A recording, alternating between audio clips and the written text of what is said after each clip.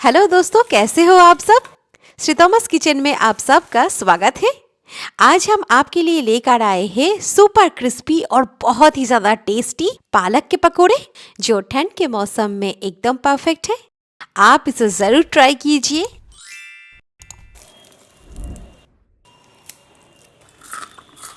तो चलिए इसे बनाना हम शुरू करते हैं। पालक के क्रिस्पी पकोड़े बनाने के लिए यहाँ मैंने 300 ग्राम कटी हुई पालक लिया है। पालक को मैंने अच्छी तरह से साफ करके धो लिया है। इसे आपको ऐसे रफली काट लेना है।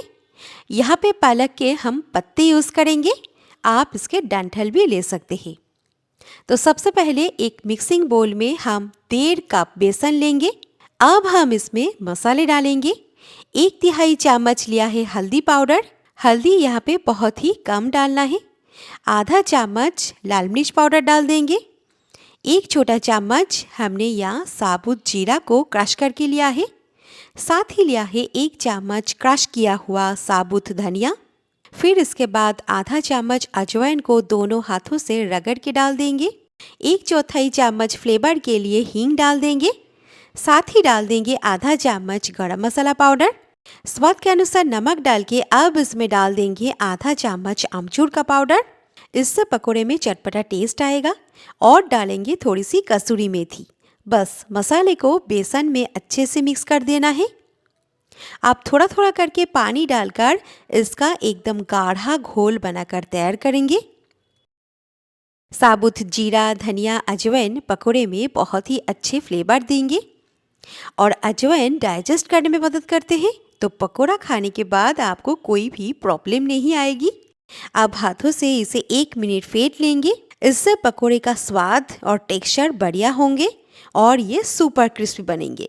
ध्यान रखिए ये घोल पतला ना बने, क्योंकि हम इसमें पालक आलू डालेंगे तो पालक आलू सभी पानी छोड़ेंगे, तो ये घोल बहुत ही ज़्यादा पतला हो जाएगा।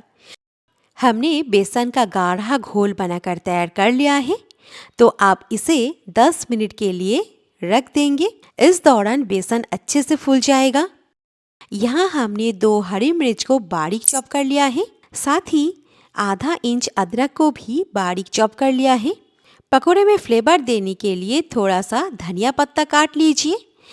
यहाँ हमने 2 मीडियम साइज़ के आलू को लंबे लंबे थिन स्लाइसेस में काट लिया है। दोस्तों, पालक के पकोड़े में आलू डालने से इसका स्वाद दुगना हो जाते हैं। 10 मिनट बाद ये देखिए बेसन हमारा फूल गया है। तो अब हम पालक को छोड़ के बाकी सब्जियों को इसमें डाल देंगे। सारी चीज़ों को अच्छी तरह से मिक्स कर देंगे। आप चाहे तो इसमें एक प्याज को बारीक काट के ले सकते हैं। हाथों से ज़्यादा अच्छे से मिक्स होगा, तो इसे हम हाथों से मिक्स कर देते हैं।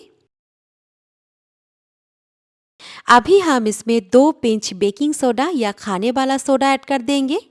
इससे पकोड़े क्रिस्पी बनेंगे। और उसी के साथ 1 टेबलस्पून गरम तेल ऐड कर देंगे। ये बेकिंग सोडा और गरम तेल से पकोड़े आपके एकदम सुपर क्रिस्पी बनेंगे। तो अब हम इसमें सारे पालक को डाल देंगे। पालक को आपको ऐसे रफली काट लेना है।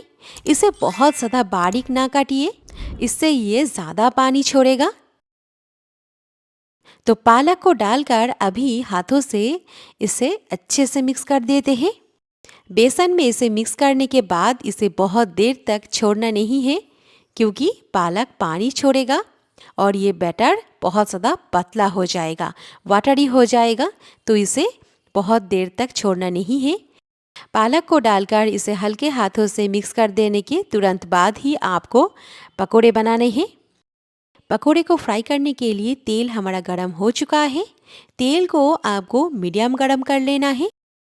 अब थोड़ा थोड़ा करके मिश्रण लेकर इसे गरम तेल में छोड़ दीजिए और इसे हमें मीडियम फ्लेम पर गोल्डन और क्रिस्प होने तक फ्राई कर लेना है।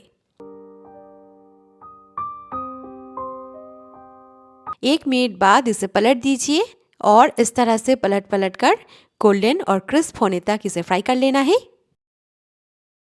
ठंड में गर्मा गर्म क्रिस्पी क्रिस्पी पालक के पकोड़े चाय के साथ, कॉफ़ी के साथ बहुत ही बढ़िया लगते हैं और ये तो मेरी फेवरेट है।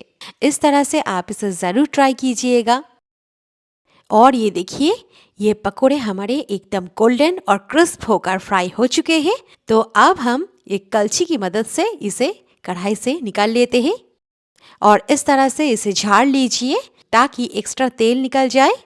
और आप देख सकते हैं पकोड़े का टेक्सचर एकदम परफेक्ट बने हैं। इसका आवाज़ अब सुन सकते हैं ये कितना क्रिस्पी बनी है। दोस्तों, हम बाहर में जो पकोड़े खाते हैं ना, वो बहुत देर तक क्रिस्पी रहते हैं और उनका टेक्सचर भी बहुत ही ज़्यादा बढ़िया रहते हैं। तो उसका कारण है बैटर में गरम तेल, थोड़ा सा बेकिंग सोडा डाला जाता है। तो ये छोटी छोटी टिप्स अगर आपको हेल्पफुल लगा हो तो ये वीडियो को लाइक करना बिल्कुल ना भूलिए। तो इस तरह से हम सारे पकोड़े को फ्राई कर लेंगे।